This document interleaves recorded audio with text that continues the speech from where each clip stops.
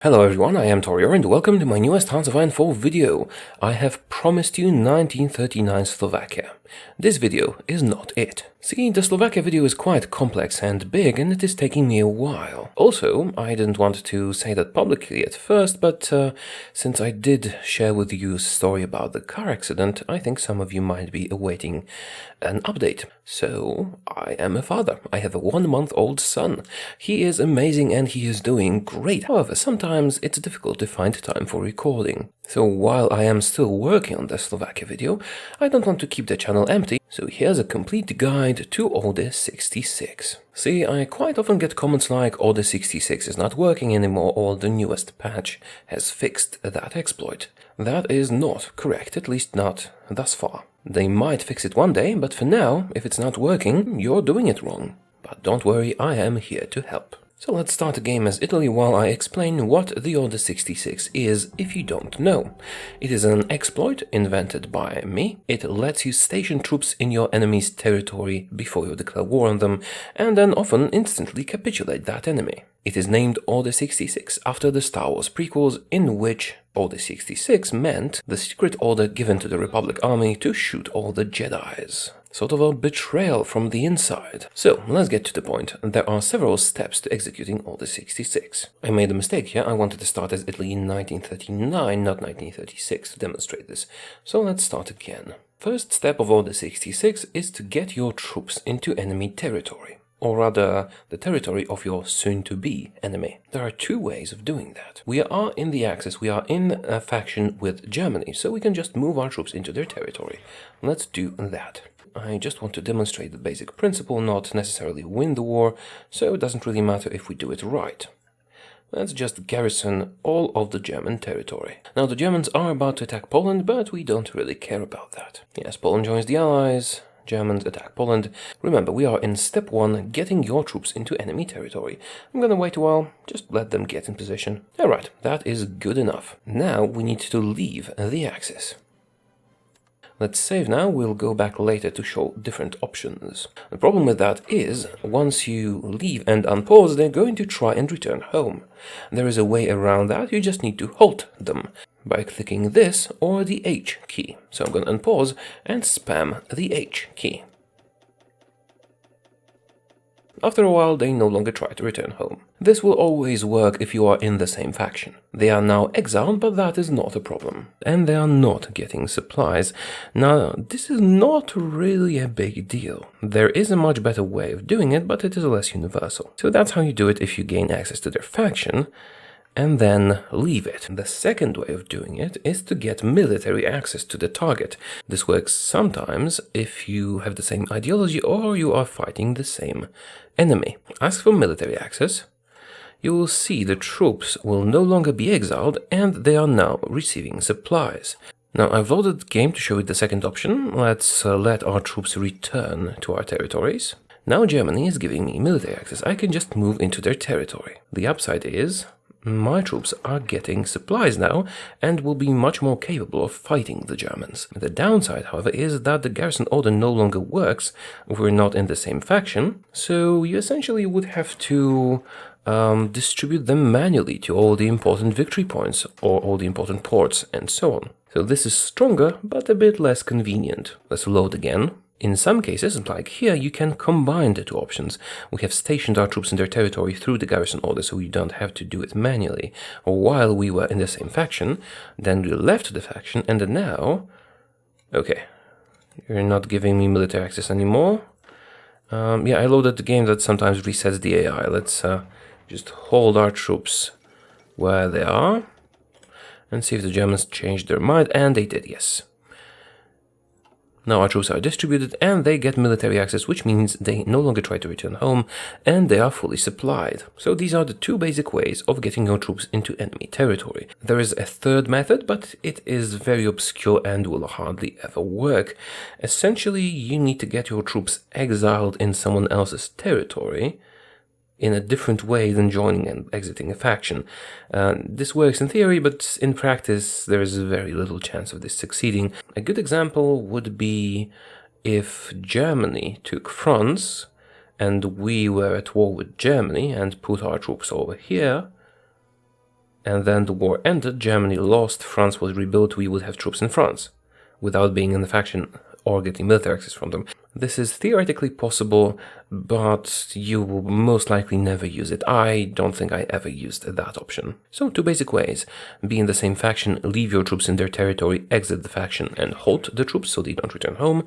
And option B, get military access. It is good to have military access because you get supplied. Step 2. You need to declare war on someone who is allied or guaranteed by your target. Now, this is very important.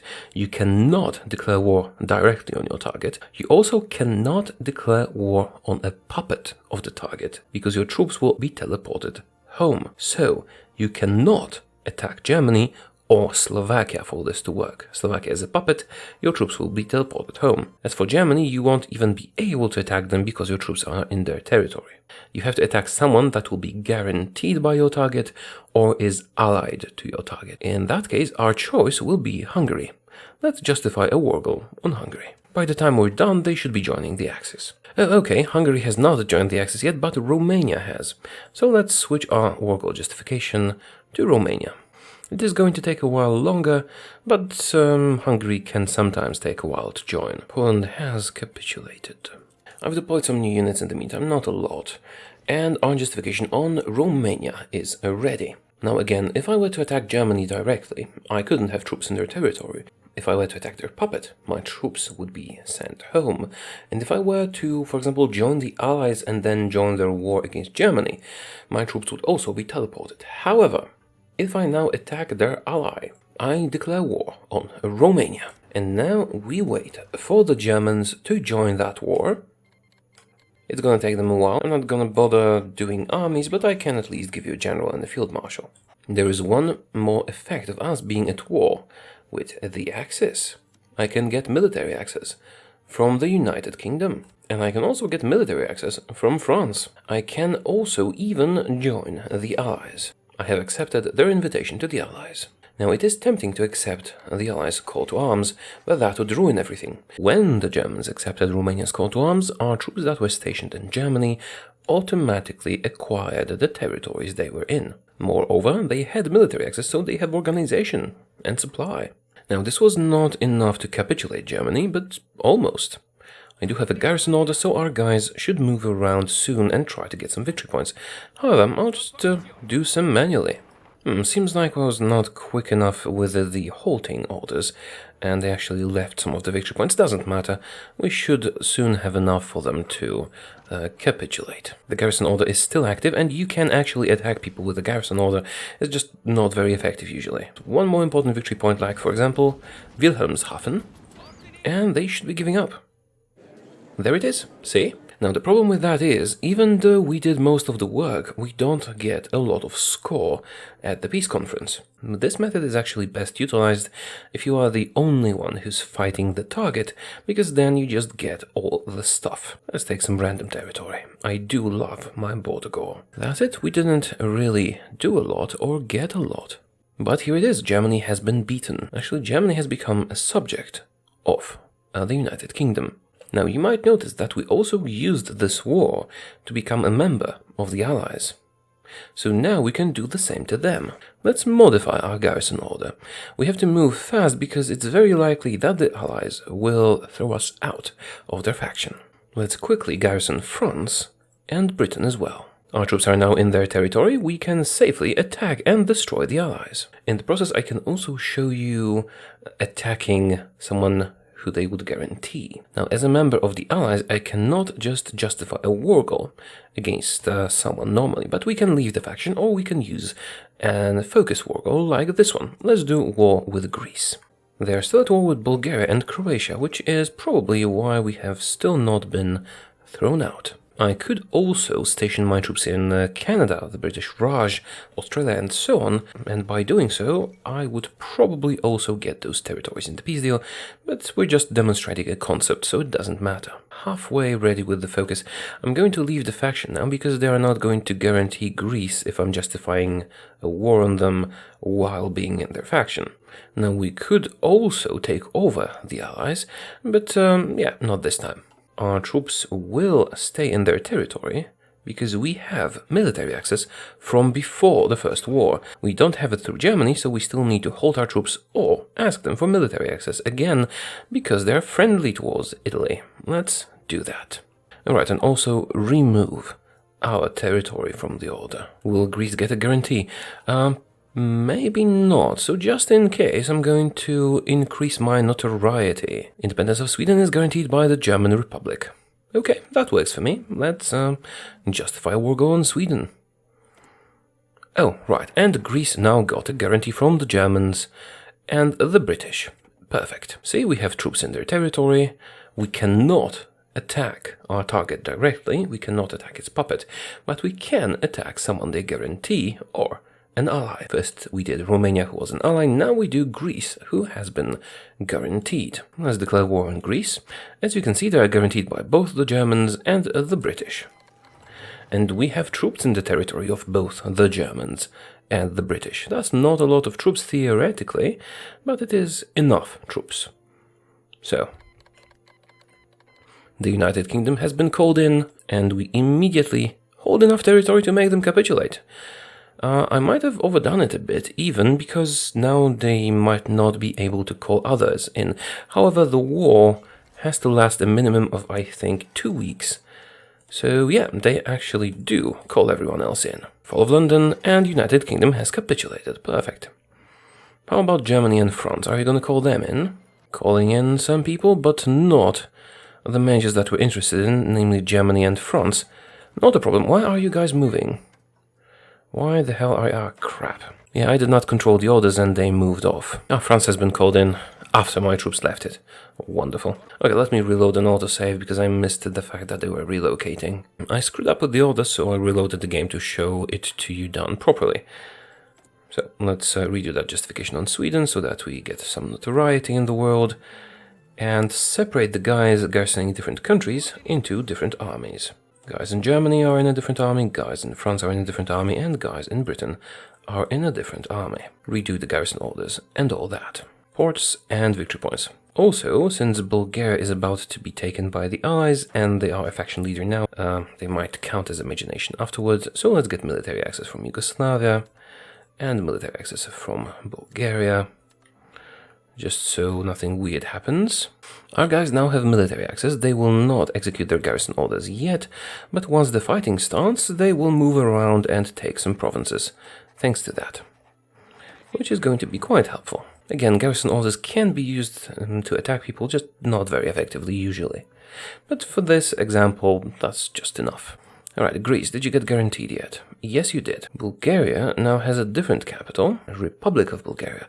Okay, let's get military access from you as well. See, the game can theoretically kind of glitch out and think they are a major nation because they used to rule a faction for a while.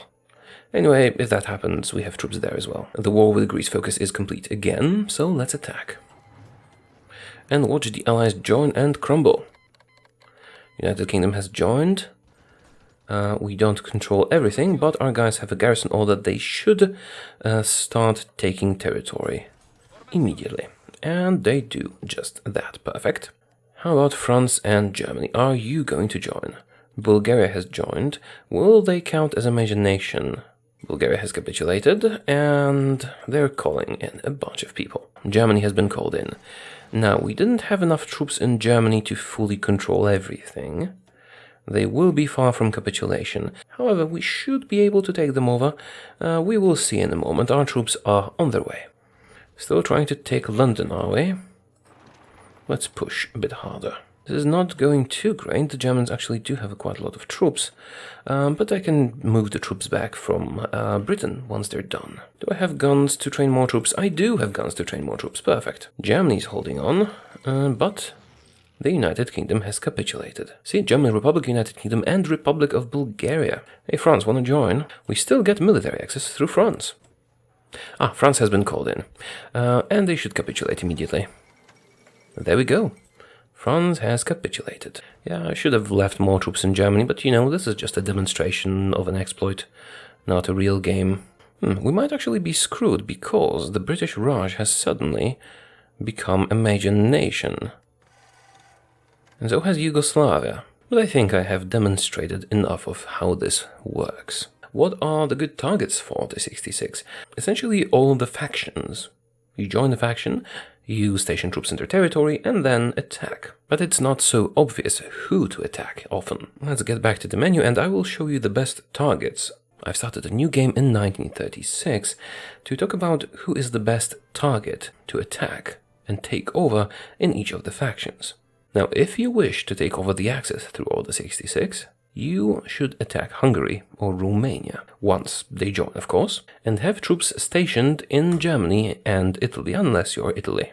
If you wish to destroy the Comintern, you should station troops all around the Soviet Union and attack Mongolia. Not Tanutuva. Why not Tanutuva? Well, because Tanutuva can suddenly get annexed by the Soviet Union through a focus. They are not puppets, they are allies of the Soviet Union, so this will work out just fine. So become communist, join the Comintern, or just get military access from the Soviet Union somehow, station troops around the Soviet Union, declare war on Mongolia. And if you want to fight the Allies, it can be a bit problematic. As you saw in the previous one, the British Raj became a major nation. So if you're fighting the Allies, you should either destroy them early, like 1939 or something like that, or have troops all around their territories. When I fight the Allies, I usually station troops in the United Kingdom and all of their subjects. And also France. Then justify on someone who they would guarantee, like, for example, Greece, declare war, they join, I take over, they die. And that is about it. I hope this was helpful and informative, and if the Order 66 is not working for you, you can refer to this guide to see if you're doing everything right. And that is it for today. I think I'll be doing one more video before the Slovakia one, but don't worry, Slovakia 1939 is coming soon-ish. Okay, have a nice day. I will see you soon. Goodbye.